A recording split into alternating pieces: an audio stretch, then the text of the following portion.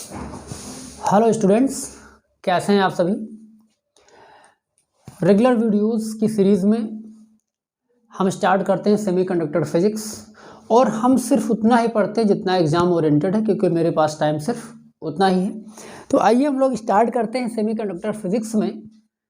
Start करेंगे यहाँ से classification of the semiconductors.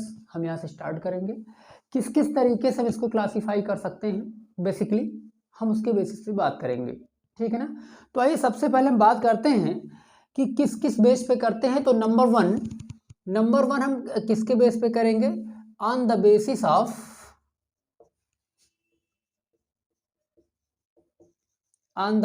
Of chemical composition.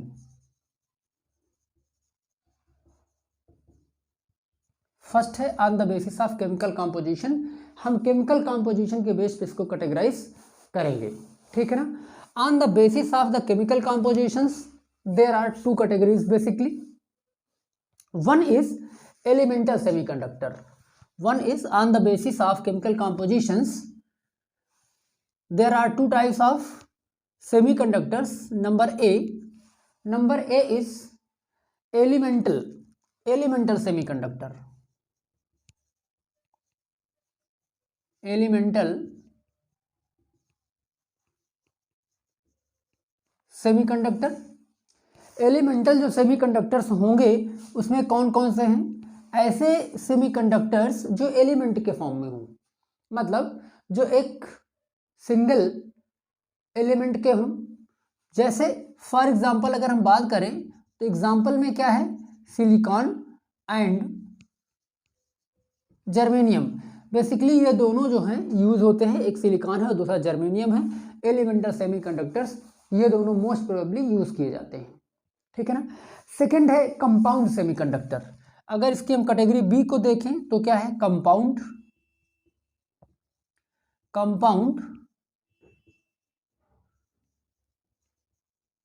Semiconductors. Compound semiconductors की कैटेगरी में देखा जाए तो कंपाउंड कैसा हो सकता है? इनऑर्गेनिक हो सकता है, ऑर्गेनिक हो सकता है। तो फर्दर इसको फिर से कैटेगराइज किया जाता है और लिखा जाता है पार्ट 1 कैसा? इनऑर्गेनिक।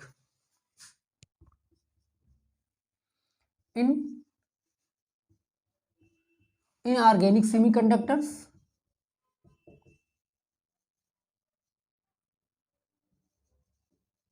इनऑर्गेनिक सेमीकंडक्टर्स, इनके क्या एग्जाम्पल है? क्योंकि हमें एग्जाम्पल्स याद रखने हैं। इनके एग्जाम्पल्स क्या हो सकते हैं? इनके जो एग्जाम्पल है उसमें है cadmium sulphide, CDS।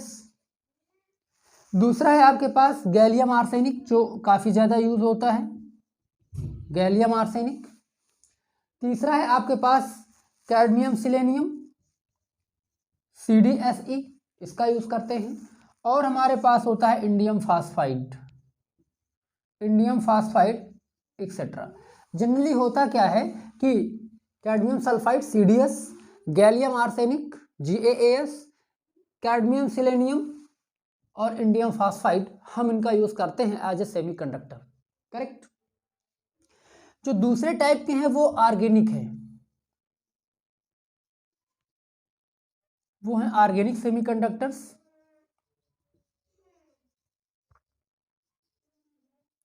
Organic semiconductor generally इनका यूज तो नहीं होता है या बहुत ही कम किया जाता है। इनमें से कुछ एग्जाम्पल हैं। एक है पॉलीपाइरोल, जैसे आता नहीं कभी एग्जाम में, ये पॉलीपाइरोल, इसका यूज हम करते हैं। दूसरा होता है पॉलीएनिलाइन,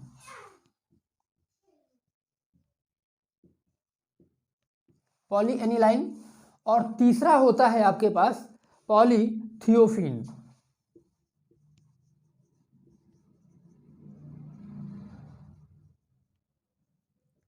एक्सेट्रा, पॉलीथियोफीन। जनरली ये जो आपके पास है ऑर्गेनिक सेमीकंडक्टर्स, इनका यूज हम लोग नहीं करते हैं। तो बेसिकली हमारे पास जो यूज होते हैं आज के डेज में, जो यूज हो रहे हैं, अगर हम एलिमेंटल की बात करें तो ये दोनों ही हैं, सिलिकॉन और जर्मेनियम है। और अगर हम कंपाउंड की बात करें तो उनमें से कौन से यूज होते हैं, ऑर्गेनिक सेमीकंडक्टर्स का यूज किया जाता है।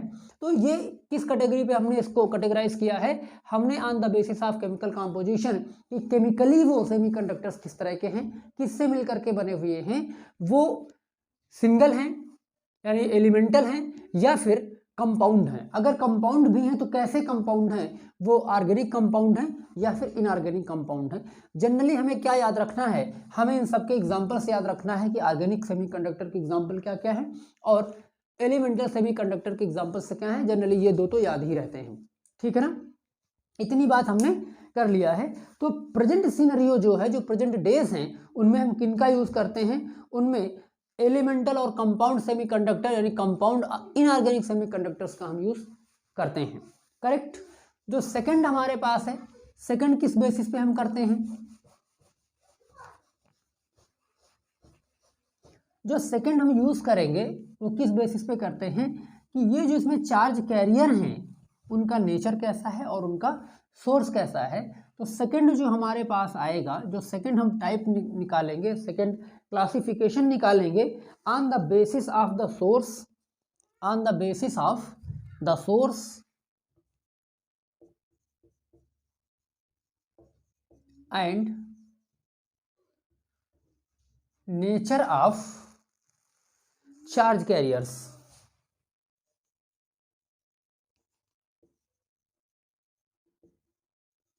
चार्ज कैरियर्स हम इनके बेसिस को इसको क्या करते हैं बेटा, कैटेगराइज करते हैं, ठीक है ना। आज जरा इनके बेसिस अगर कैटेगराइज किया जाए तो इनके बेसिस पे जब कैटेगराइज हम इसको करते हैं तो दो तरह की कैटेगरी आती है। नंबर वन आती है हमारे पास इंट्रिंसिक सेमीकंडक्टर।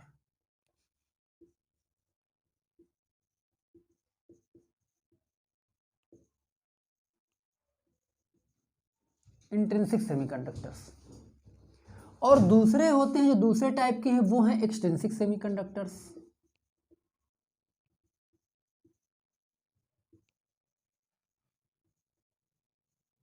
ठीक है ना। ये दो टाइप के सेमीकंडक्टर हमारे पास आते हैं। कब, जब इसको हम कैटेगराइज करते हैं on the basis of the source and nature of the charge carriers. One is intrinsic semiconductor and second is the extrinsic semiconductor. Correct. तो आइए जरा मैं इनकी बात करूं कि इंट्रिंसिक सेमीकंडक्टर क्या होता है, जरा इसकी मैं बात कर लूं। इंट्रिंसिक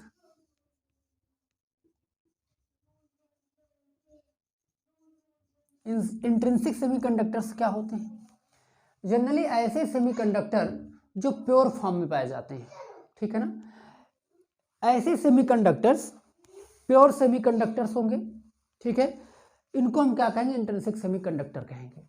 लेकिन प्योर होगा तो कितना, ये प्योरिटी भी होना चाहिए। तो प्योरिटी में क्या है, one impure atom less than one impurity atom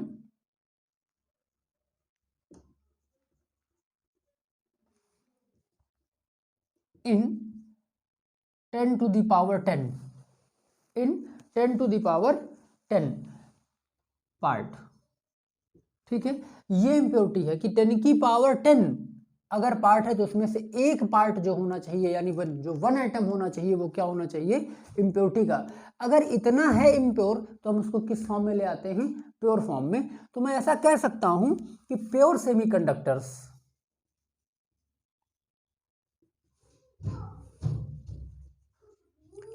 pure semiconductors are called intrinsic semiconductors. Intrinsic semiconductors। और प्योरिटी कितनी है, प्योरिटी का जो पैमाना है, जो प्योरिटी का स्केल है वो कितना है, वो इतना है। ऐसे सेमीकंडक्टर्स को हम क्या कहते हैं, इंट्रिंसिक सेमीकंडक्टर्स, ठीक है ना। यहाँ जो मोबाइल चार्ज कैरियर्स हैं जिनकी वजह से कंडक्टिविटी है इनमें, वो कंडक्टिविटी किसकी वजह से होती है, तो यहाँ जो कंडक्टिविटी आती है वो किसकी वजह से आती है, तो प्रेजेंस ऑफ मोबाइल प्रॉपर्टीज, ठीक है।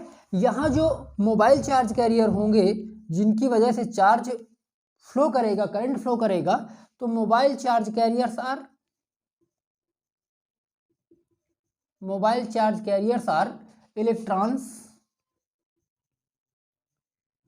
And holes. यहाँ दोनों ही मोबाइल चार्ज कैरियर होंगे। और खास बात यह है कि इन दोनों का जो नंबर होता है, जो इन दोनों का क्या होता है, number density of electron and hole are equal.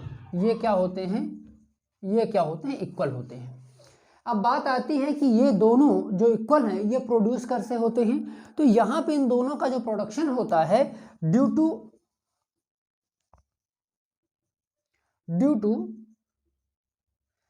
Thermal excitation,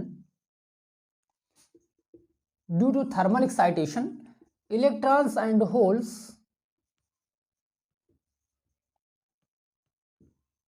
holes are produced. ठीक है ना। जनरली यहाँ पे जो इलेक्ट्रॉन और होल का प्रोडक्शन होता है वो कैसा होता है, वो ड्यू टू थर्मल एजिटेशन होता है। जब ये थर्मली एजिटेट होते हैं तो ऐसी कंडीशन में क्या होता है, नंबर ऑफ इलेक्ट्रॉन और नंबर डेंसिटी ऑफ होल्स क्या होता है, इक्वल होता है। और हम यहाँ पे कह सकते हैं कि Ne number density of electron is equal to number density of hole. ये बात यहाँ पर आती है। ठीक है ना। तो इंट्रिंसिक सेमीकंडक्टर्स कौन से होते हैं, semiconductors which are found in the pure form are called intrinsic semiconductors. Purity का क्या स्केल होता है, 1 impurity atom in 10 to the power 10 part. इसमें क्या होता है, एक इम्प्योरिटी एटम होता है। यहाँ पे मोबाइल चार्ज कैरियर्स क्या होते हैं, किनकी वजह से करंट फ्लो होता है, here the mobile charge carriers are electrons and holes. Due to electrons and holes both current flows in the pure semiconductors. Clear? Next one, how they are produced?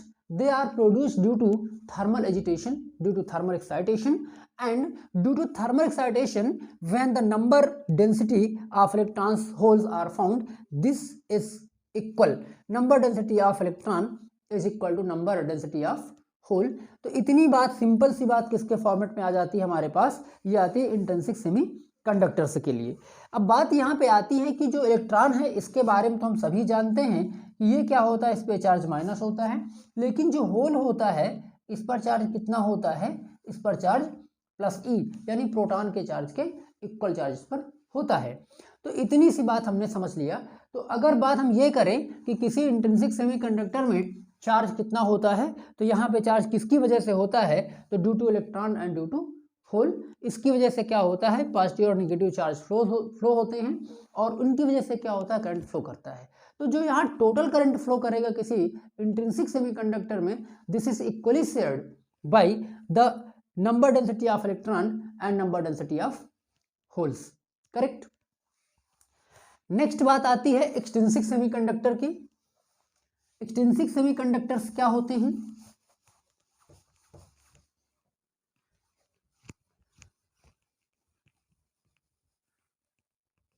Extrinsic semiconductors, correct, extrinsic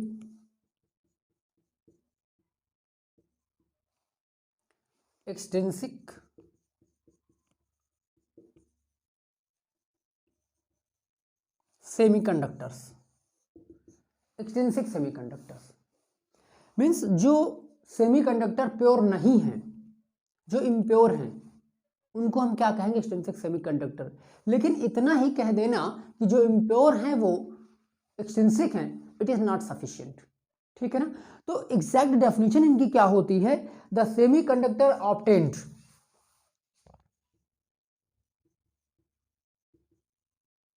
the semiconductors are obtained by the doping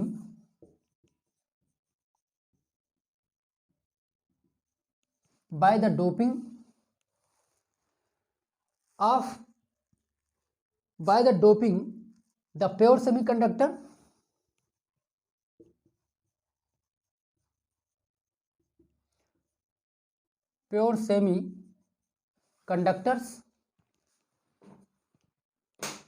by small amount of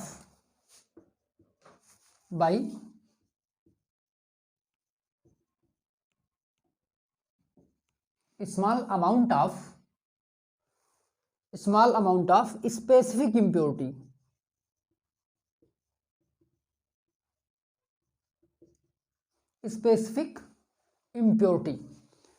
ठीक है ना। अगर हम specific impurity को मिलाते हैं किसी intrinsic semiconductor में, और कितना क्वांटिटी मिलाते हैं, उसका जो क्वांटिटी हम मिलाते हैं वो कैसा होना चाहिए, वो एक स्पेसिफिक क्वांटिटी होनी चाहिए। एक और खास बात है कि the valency of this impurity item, ये भी आगे कह सकते हैं, इसमें आगे ऐड कर लें कि by the small amount of specific semiconductor of different valency of pure semiconductor.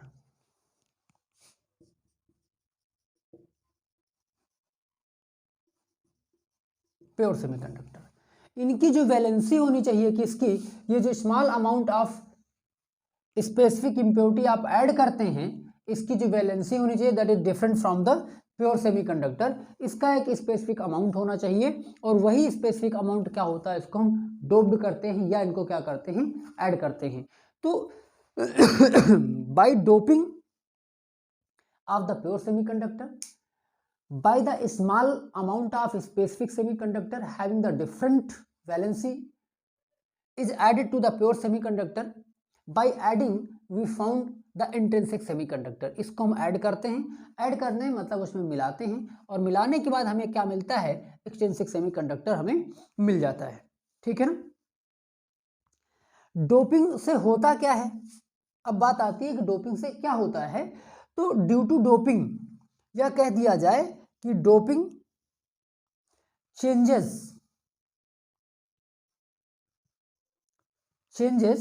The conductivity, या चेंजेस भी नहीं कह सकते हैं, हम ये कह दें कि डोपिंग इंक्रीजेस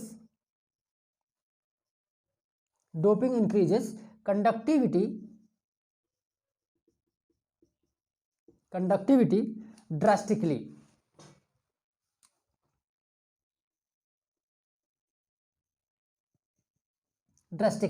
ये क्या होता है, जैसे आप डोपिंग कर देते हैं तो उसके बाद जो सेमीकंडक्टर हमें मिलता है उसकी कंडक्टिविटी काफी ज्यादा बढ़ जाती है, ठीक है ना।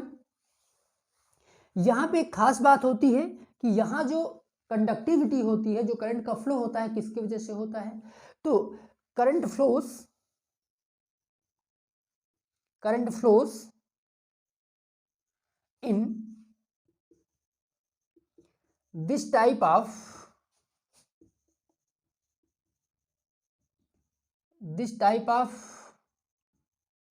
semiconductor is due to foreign atom means जो आप एटम मिलाते हो, जो आप इम्प्योरिटी मिलाते हो, इसकी वजह से यहाँ पर क्या होती है, करंट कंडक्ट करती है। या कह दिया जाए कि most of the charge carriers या majority of the charge carriers are due to the impurity atom, correct. और क्या होगा यहाँ पे जो नंबर डेंसिटी ऑफ इलेक्ट्रॉन है, it is not equal to number density of the hole, ये दोनों क्या होते हैं, इक्वल नहीं होते हैं। तो this is the extrinsic semiconductor. अगर आपसे सिंपल से नंबर में पूछा जाए कि इंट्रिंसिक एक्सट्रिंसिक होता क्या है, what are the intrinsic semiconductors, what are the extrinsic semiconductors, तो आप इतना लिखेंगे उसमें, ठीक है ना। रिलेवेंट पॉइंट का होना इंपॉर्टेंट है, जब तक आप रिलेवेंट पॉइंट नहीं लिखते हैं तब तक आप मार्क्स गेन नहीं कर पाते हैं, ठीक है ना। आइए अब हम चलते हैं valency bond model for the intrinsic semiconductors, ठीक है ना। Valency bond model of intrinsic semiconductor.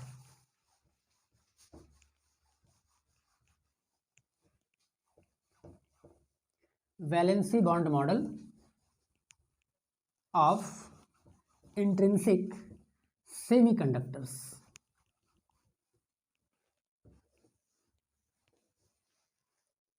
Valency bond model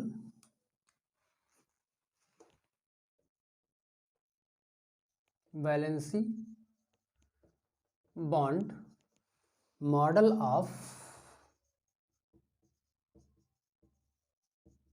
intrinsic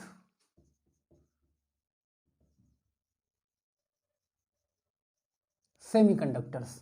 ठीक है ना, इंट्रिंसिक सेमीकंडक्टर्स का जो वैलेंसी बॉन्ड मॉडल है, आइए हम जरा इसको समझते हैं कि ये होता क्या है। ठीक है ना, अभी अभी हमने पढ़ लिया कि जो इंट्रिंसिक सेमीकंडक्टर्स हैं वो क्या होते हैं। The term intrinsic refers to the pure semiconductors. ठीक है, इंट्रिंसिक का मतलब होता है कि ऐसे सेमीकंडक्टर्स जो क्या हैं, प्योर फॉर्म में है। ठीक है, इनको हम कहते हैं इंट्रिंसिक सेमीकंडक्टर्स। इंट्रिंसिक सेमीकंडक्टर्स में जो कंडक्टिविटी होती है that is due to the electrons and holes equally, दोनों की वजह से इक्वल कंडक्टिविटी यहाँ पर होती है। लेकिन हाउ दे आर प्रोड्यूस्ड, ये कैसे प्रोड्यूस हो जाते हैं इलेक्ट्रॉन और होल, इसी बात को हम क्या करते हैं, वैलेंसी मॉडल में देखते हैं। ठीक है, तो आइए जरा हम इसको देखने की कोशिश करते हैं कि क्यों होता है ऐसा, कैसे प्रोड्यूस हो जाते हैं, कैसे इलेक्ट्रॉन और होल बन जाते हैं, इस बात को हम देखते हैं और समझते हैं। ठीक है ना, तो consider a crystal of semiconductor of germanium और सिलिकॉन। किसी का हम एक क्रिस्टल एज्यूम कर लेते हैं और देखते हैं कि किस तरह से इलेक्ट्रॉन और होल का प्रोडक्शन वहां पर होता है, कैसे वो जनरेट हो जाते हैं और कैसे वो कंडक्शन में पार्टिसिपेट करते हैं। क्लियर, तो कंसीडर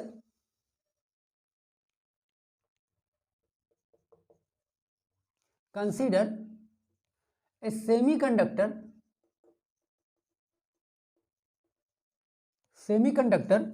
क्रिस्टल ऑफ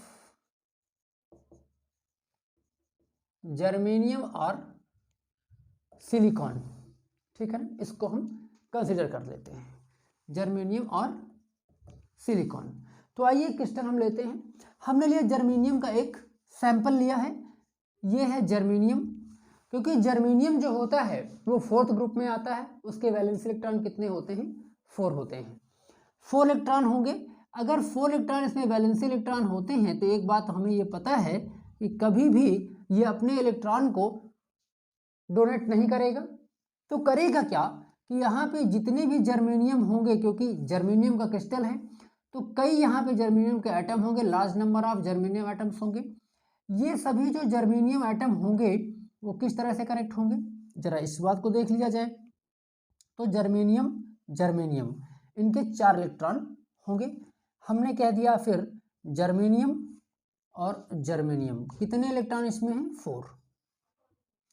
यहाँ पे भी कितने हैं, 4। हमने कह दिया जर्मेनियम एटम है, जर्मेनियम है, ठीक है। यहाँ पे भी कितने होंगे, 4।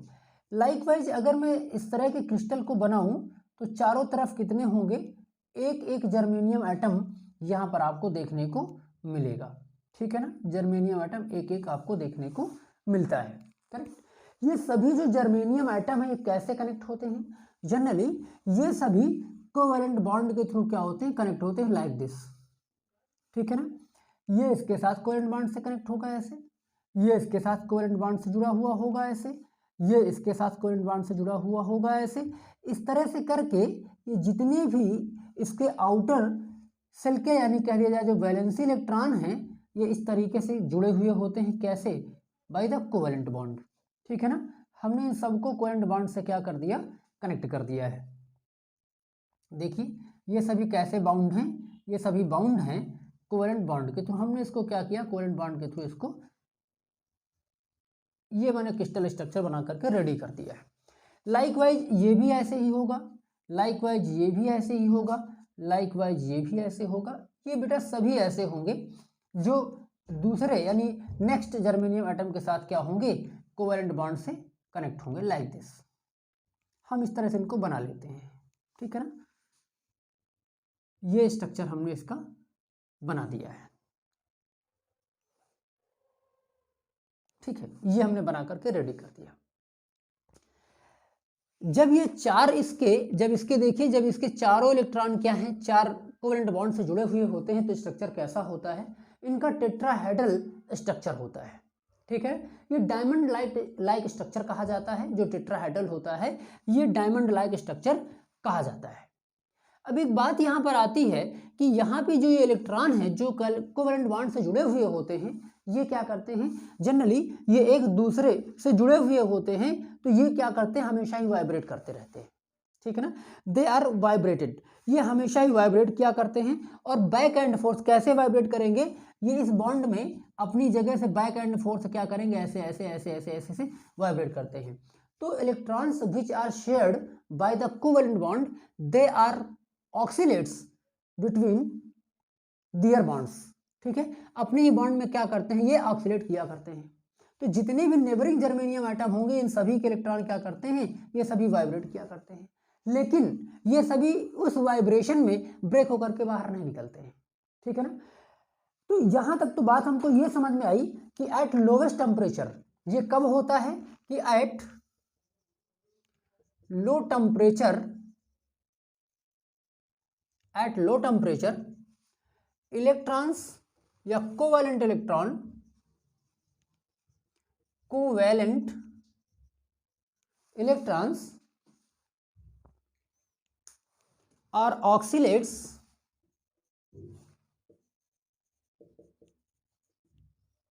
oscillates between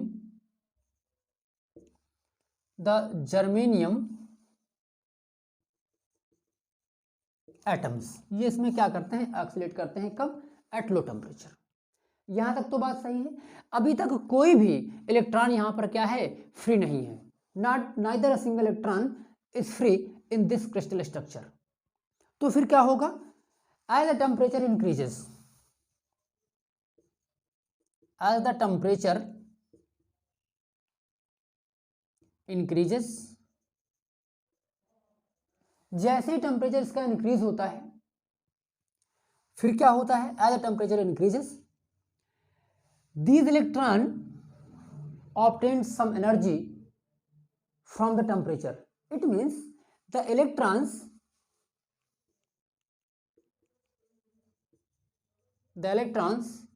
get some thermal energy, some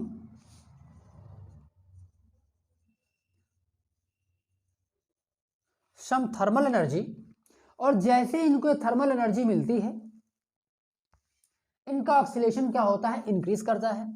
तो amplitude of oscillation, amplitude of oscillation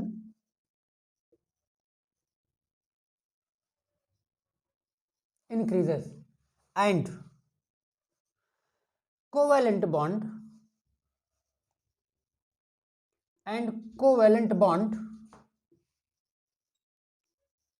breaks, और ये कोवेलेंट बॉन्ड क्या होता है, ब्रेक हो जाते हैं। जब ये कोवेलेंट बॉन्ड कुछ ब्रेक होते हैं तो इलेक्ट्रॉन्स क्या होते हैं, ये फ्री हो जाते हैं। ये जो इलेक्ट्रॉन मान लिया जाए कि ये जो बॉन्ड है ये क्या होगा, ब्रेक होगा। जब ब्रेक होगा तो एक इलेक्ट्रॉन क्या होगा, यहाँ से निकलेगा और निकल करके कहाँ जाएगा, इसके सरफेस पे इलेक्ट्रॉन यहाँ पहुँच जाएगा, या कह दिया जाए कि इलेक्ट्रॉन कहाँ पहुँच जाएगा, यहाँ पे पहुँच जाएगा। ये कौन सा इलेक्ट्रॉन है, इलेक्ट्रॉन कौन सा है, जो थर्मली फ्री हो जाता है, ठीक है ना। ये ऐसा इलेक्ट्रॉन होता है जो थर्मली जनरेटेड फ्री इलेक्ट्रॉन है। कैसा है ये है थर्मली जनरेटेड फ्री इलेक्ट्रॉन। कैसा है ये थर्मली जनरेटेड फ्री इलेक्ट्रॉन है, ये जनरेट हो जाता है। जैसे ये इलेक्ट्रॉन यहाँ से फ्री होता है ये अपनी जगह क्या होता है, एक वैकेंसी छोड़ जाता है। क्या छोड़ जाता है अपनी जगह, एक वैकेंसी छोड़ जाता है। वैकेंसी मतलब अपना जो स्पेस था उसको ब्लैंक करके चला जाता है। ये एक ब्लैंक स्पेस यहाँ पे छोड़ जाता है। ये जो ब्लैंक स्पेस है, this space is treated as the positive and which is called the hole, और इसको हम कहते हैं क्या होता है, होल होता है। तो जनरली ये क्या है, ये इलेक्ट्रॉन वैकेंसी होती है। ये जो होता है ये क्या है, ये है इलेक्ट्रॉन वैकेंसी, इलेक्ट्रॉन वैकेंसी होती है। और जनरली हम इसको क्या कहते हैं, इसको हम कहते हैं होल, ठीक है ना। इसका नेचर कैसा होता है, इसका जो नेचर होता है वो पॉजिटिव होता है, ठीक है ना। Just opposite to the electron, इसका नेचर कैसा होता है, पॉजिटिव होता है, ठीक है। तो यहाँ पे क्या होता है, नेक्स्ट पॉइंट क्या होना चाहिए, नेक्स्ट पॉइंट होना चाहिए कि when this electron jump from the covalent bond set to free due to the thermal excitation or thermal agitation, a electron vacancy, ion electron vacancy is left behind it which is called hole. ठीक है ना, ये whole होता है। अब हम बात करते हैं कि अगर ये यहाँ पे फ्री हो जाता है इस तरीके से, तो ये क्या है, ये एक फ्री अपैरेंट पॉजिटिव चार्ज होता है, फ्री अपैरेंट पॉजिटिव चार्ज होगा, और इस फ्री अपैरेंट पॉजिटिव चार्ज को हम क्या कहते हैं, होल कहते हैं। अगर हम टेम्परेचर को लगातार बढ़ाते हैं, टेम्परेचर लगातार बढ़ता है, तो इस तरीके से क्या होता है, ये बॉन्ड ब्रेक होते हैं, और जब ये बॉन्ड ब्रेक होते हैं तो यहाँ से थर्मली एक्साइटेड इलेक्ट्रॉन ऊपर आते हैं जो फ्री होते हैं, और अपनी जगह क्या छोड़ जाते हैं, एक वैकेंसी छोड़ जाते हैं, इलेक्ट्रॉन वैकेंसी छोड़ जाते हैं, जिसको हम क्या कहते हैं कि वो होल है। वो एक पॉजिटिव चार्ज की तरह बिहेव करता है, पॉजिटिव चार्ज की तरह उसको ट्रीट किया जाता है, करेक्ट। अब बात ये आती है कि अगर हम कह दें कि यहाँ पे इलेक्ट्रॉन और होल कितने हैं, तो जितने इलेक्ट्रॉन यहाँ से फ्री होकर के जाएंगे अपने पीछे उतने ही क्या छोड़ जाएंगे, होल छोड़ जाते हैं, ठीक है। इसलिए नंबर ऑफ इलेक्ट्रॉन्स और नंबर ऑफ होल्स क्या होते हैं, इक्वल होते हैं। Now at absolute temperature T, at absolute temperature T, number density of the free electrons, number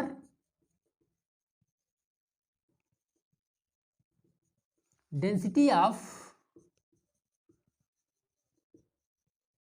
free electrons Ne is equal to, एक फार्मूला आपके सामने आता है, Ne is equal to Ce minus Eg upon 2kT, ठीक है ना, एक ये फार्मूला आता है। वेयर व्हाट इज Eg, इनका जो मीनिंग होगा इन वर्ड्स का जरा देखते हैं ये क्या होता है।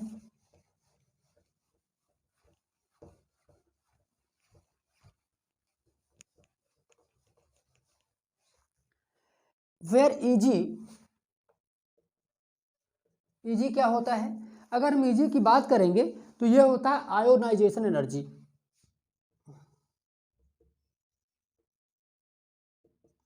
Ionization energy.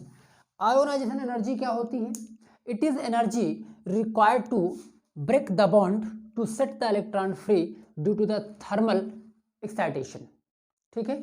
थर्मल एक्साइटेशन की वजह से जिस एनर्जी की रिक्वायरमेंट होती है इस बॉन्ड को ब्रेक होने के लिए और इलेक्ट्रॉन को फ्री होने के लिए, उसको हम कहते हैं कि क्या होती है, ionization energy.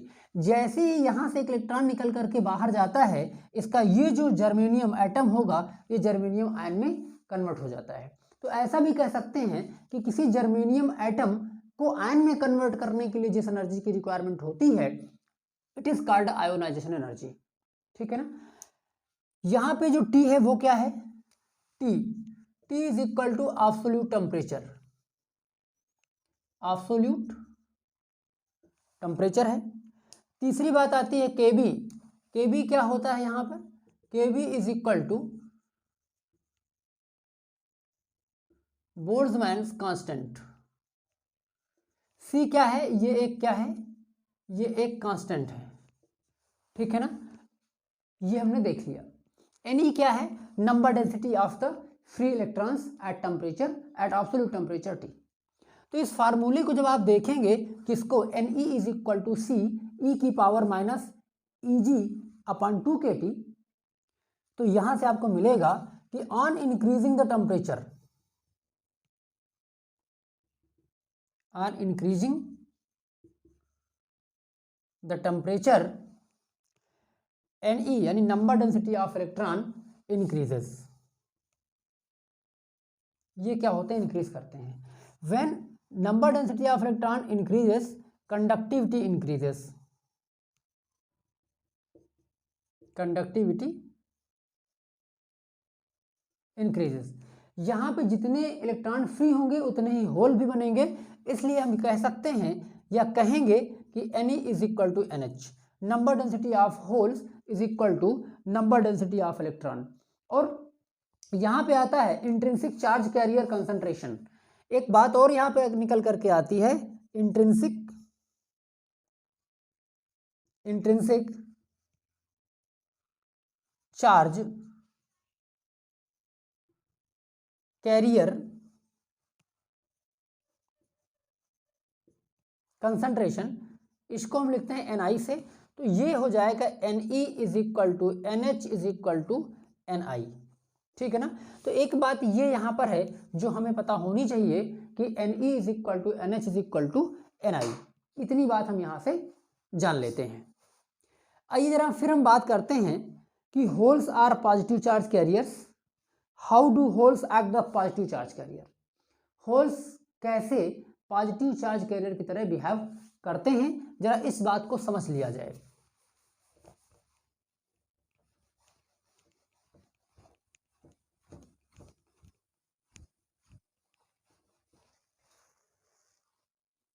How do holes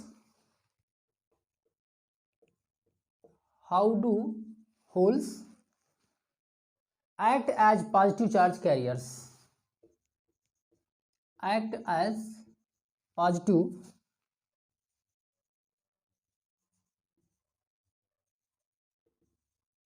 charge carrier, कोई भी होल पॉजिटिव चार्ज कैरियर की तरह कैसे बिहेव करता है, इस बात को हम जरा जानने की कोशिश करते हैं। ठीक है ना। आइए हम चलते हैं फिर से यहीं पे वापस,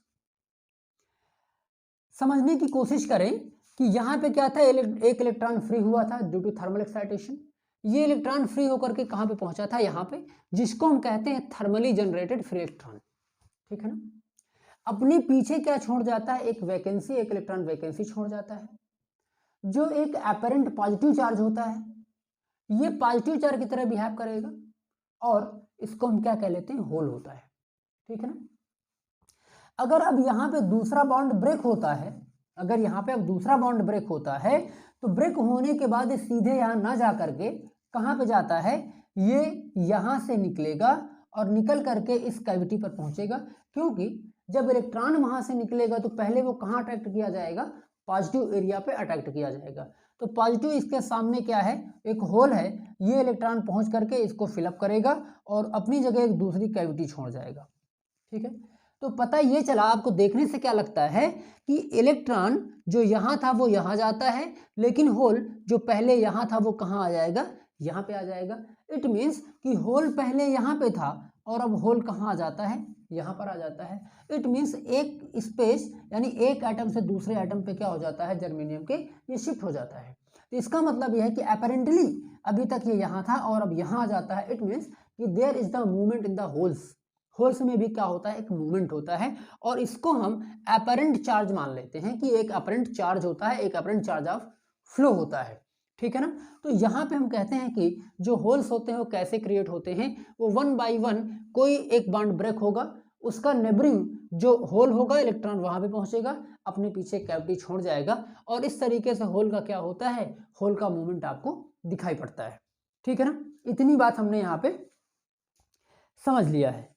तो यहाँ पे अगर हम बात करें कि अब जो करंट फ्लो होती है, जो करंट फ्लो होती है वो किसकी किसकी वजह से फ्लो होती है, यहाँ जो करंट फ्लो होती है एक तो उस इलेक्ट्रॉन की वजह से फ्लो होती है जो यहाँ से इलेक्ट्रॉन होल पे जाता है, होल प्रोड्यूस हो जाता है।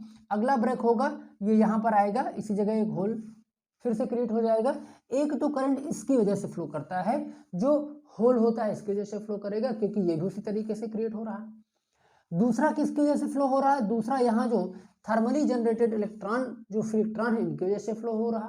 तो जो टोटल करंट है यहाँ पर वो किसकी वजह से आती है, तो total current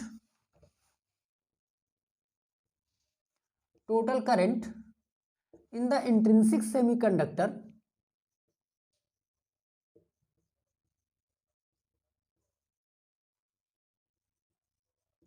semiconductors I is equal to IE plus IH, जो टोटल करंट होती है वो यहाँ पर आती है।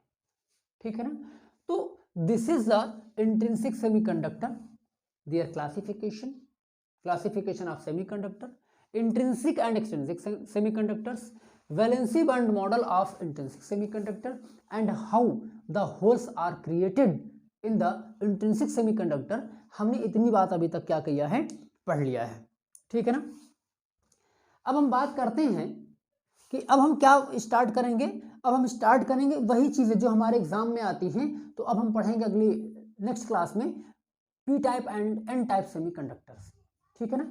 यहाँ पे हमने जो पढ़ लिया है, तो यहाँ पे एक टास्क आपके सामने है कि आप एक सवाल लिखेंगे जो बहुत ही इंपॉर्टेंट है, उसको आप अपनी नोटबुक से करेंगे, आप अपनी उसको बुक से करेंगे। तो एक क्वेश्चन होगा जिसको हम कहेंगे राइट द डिफरेंस बिटवीन